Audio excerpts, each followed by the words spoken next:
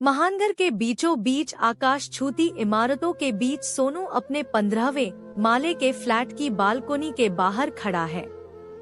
काम वाली बाई सुबह का खाना बनाकर रख गई है। पिछली रात बेटा और बहू भी मुन्नी को लेकर एक दूसरे महानगर में उसे मिलकर चले गए हैं।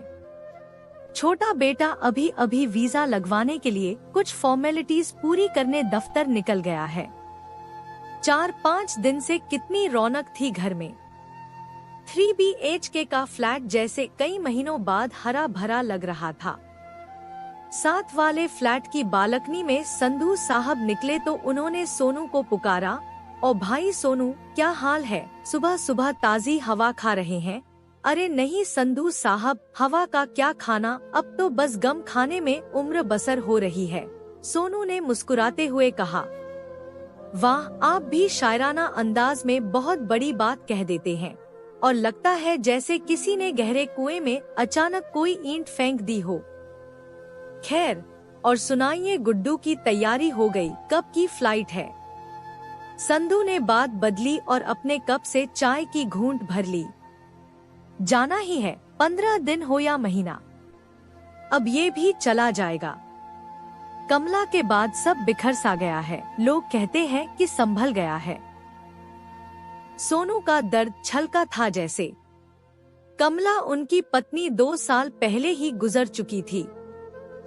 सोनू की रिटायरमेंट से लगभग 1 महीना पहले ही।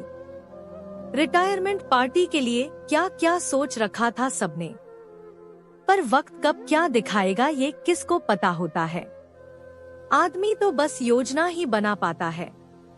कमला के जाने के 1 साल बाद ही बड़ा बेटा और बहू भी प्रमोशन के चलते एक बड़ी कंपनी में शिफ्ट हो गए।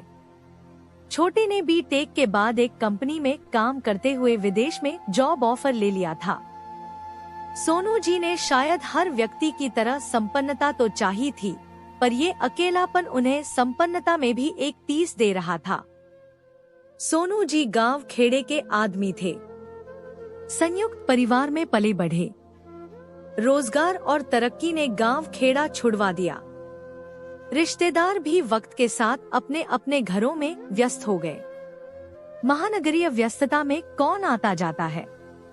एक जमाना था जब लोग पत्र लिखते पढ़ते उनका इंतजार करते। अब तो फोन आ गया है, वीडियो कॉल आ गई है, लेकिन फिर भी वो स्नेह, प्यार तथा मिलने का इंतजार न रहा। संपन्नता ने एक अजीब सी खाई दिलों में भर दी है।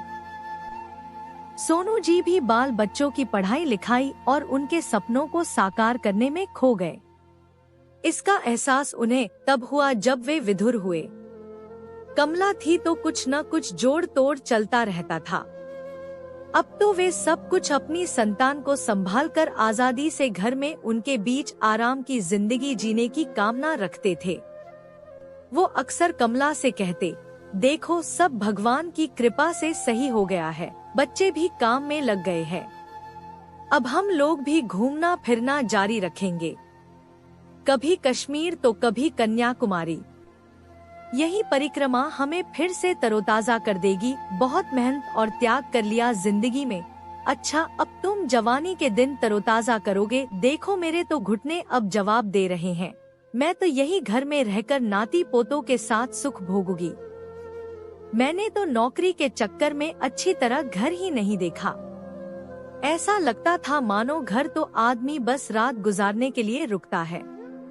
इस घर को मैंने हम सबका इंतजार करते देखा है, इसलिए मेरी परिक्रमा तो घर में ही होगी। कमला ने जैसे अपने दिल की बात कही थी। पर वक्त तो वक्त होता है, उसकी अपनी योजनाएं होती है जो कभी प्रकट नहीं होती। ये योजनाएं बड़ी क्रूर होती हैं और उदार भी। बस आपको इनके साथ ही सफर तय करना पड़ता है। अरे सोनू भाई कहाँ खो गए दार्शनिकों की तरह, संधू ने जैसे सोनू को जगाया। सोनू जी दोबारा अपनी सोच के चक्रव्यूह से निकले और कहने लगे, यार संधू, ये घर मैंने बड़ी लगन और मेहनत से बनाया। इसमें मेरे बुजुर्गों और मेरी अपनी मेहनत की कमाई का पैसा लगा। सोचा था 3 बेडरूम से कम क्या बनाऊंगा। 2 बच्चे और मैं न जाने कितने साल किराएदार बन के रहे।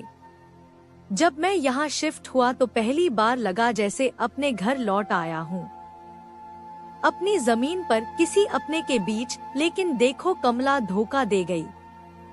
सोचा था बच्चे अपनी राह चल देंगे तो भी कमला के सहारे दिल लगा रहेगा। अब छोटा लड़का भी विदेश जा रहा है, उसे भी अपने सपने पूरे करने हैं।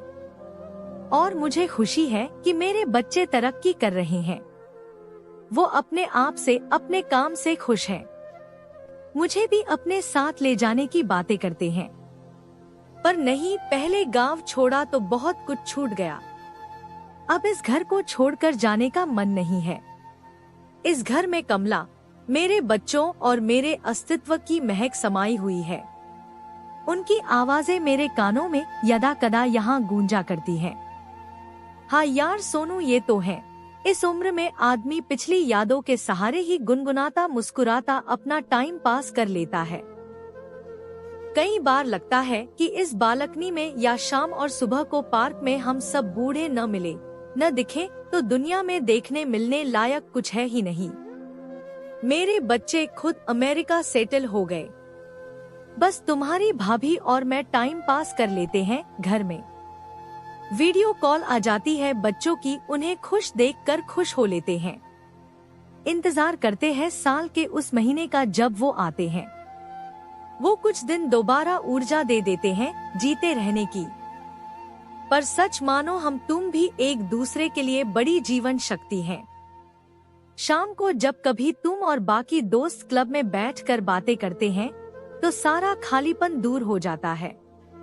संधू ने सोनू को सपोर्ट करते हुए कहा हो जैसे दुख को घटाने की एक तरकीब यही है कि उस दुख को सार्वजनिक तौर पर देखने की कोशिश की जाए।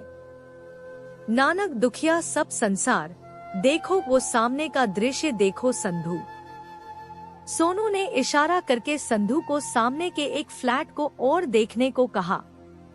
वहाँ एक पत्नी गोद में बच्चा उठाए अपने ऑफिस जा रहे पति को बाय बाय कर रही थी और बच्चा भी अपने नन्हे हाथों को हिलाकर अपने पिता को बाय कर रहा था।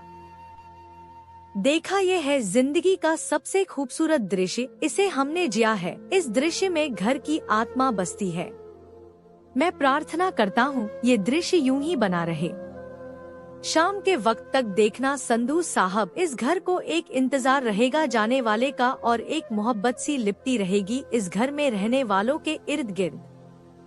असल में ये मोहब्बत और इंतजार का घेरा ही सारी कहानी को जिंदगी देगा। कहते कहते सोनू जैसे उस दृश्य में खो सा गया। संधू साहब भी उस जादुई अनुभव में डूब से गए। एक चुप्पी सी छा गई।